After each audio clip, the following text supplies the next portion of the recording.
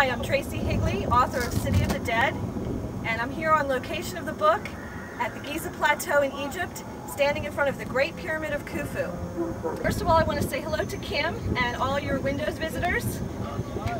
It's great to be here talking to you today. Well, much of the action of City of the Dead takes place on the Giza Plateau and around this area.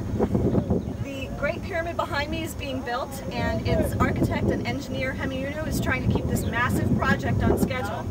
Unfortunately, in the workmen's village over here to your left and in the Nile Harbor down below, people keep showing up dead. There's a killer stalking the plateau, and Hemi realizes that it's up to him to stop this killer. To do so, however, may reopen some dark secrets that he's worked hard to keep hidden. The Great Pyramid is the oldest of the 7 wonders of the ancient world, but it's the only one still standing.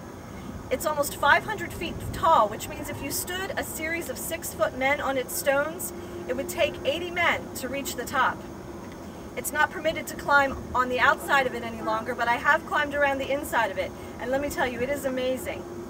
If you're interested in learning and hearing more about the Pyramid Plateau as I travel around it, be sure to visit my website, tlhigley.com, and click on Tracy's Travels, and you'll be able to see some more videos there. Well, City of the Dead is one of the 7 Wonders novels, and as I'm traveling around these fascinating ancient sites doing research, I'm also bringing lots of souvenirs home for readers.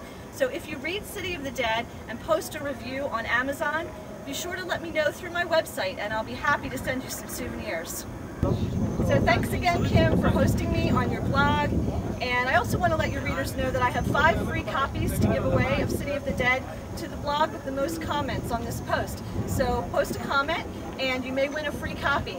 I would love to hear what ancient sites you visited or seen, or what ancient cultures fascinate you. So until then, enjoy the